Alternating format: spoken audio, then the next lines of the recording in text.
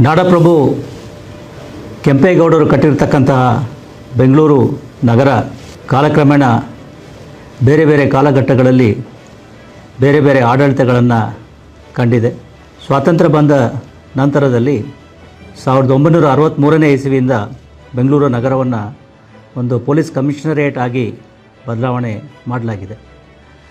ಅದಾದ ನಂತರದಲ್ಲಿಯೂ ಕೂಡ ಇದುವರೆಗೆ ಬೆಂಗಳೂರು ನಗರದಲ್ಲಿ 36 ಹಿರಿಯ ಪೊಲೀಸ್ ಅಧಿಕಾರಿಗಳು ಬೆಂಗಳೂರು ನಗರ ಪೊಲೀಸ್ ಆಯುಕ್ತರಾಗಿ ಕರ್ತವ್ಯಗಳನ್ನು ನಿರ್ವಹಿಸಿದ್ದಾರೆ.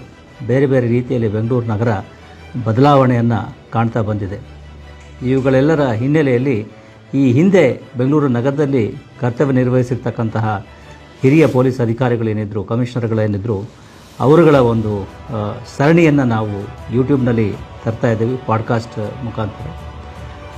ಇದರ ಉದ್ದೇಶ ಇಷ್ಟೇ, ಈ ಬೇರೆ ಬೇರೆ ಪೊಲೀಸ್ ಆಯುಕ್ತರು ಕೆಲಸ ಮಾಡಿರ್ತಕ್ಕಂಥ ಸಂದರ್ಭದಲ್ಲಿ ಅವರು ಎದುರಿಸ್ತಕ್ಕಂತಹ ಸವಾಲುಗಳು ಯಾವ ರೀತಿ ಇತ್ತು, ಆ ಸಂದರ್ಭದ ಪೊಲೀಸ್ ವ್ಯವಸ್ಥೆ ಯಾವ ರೀತಿ ಇತ್ತು, ಆ ಸಂದರ್ಭದಲ್ಲಿ ಅವರು ಕೈಗೊಂಡಿರ್ತಕ್ಕಂತಹ ಏನು ಪರಿಣಾಮಕಾರಿ ಕಾರ್ಯಕ್ರಮಗಳೇನು, ಅವರ ಕೊಡುಗೆಗಳೇನು ಅನ್ನೋದನ್ನು ಇವತ್ತಿನ ಸಮಾಜಕ್ಕೆ ತಲುಪಿಸ್ತಕ್ಕಂಥದ್ದು ಪ್ರಯತ್ನವನ್ನು ಮಾಡ್ತಾಯಿದ್ದೀವಿ.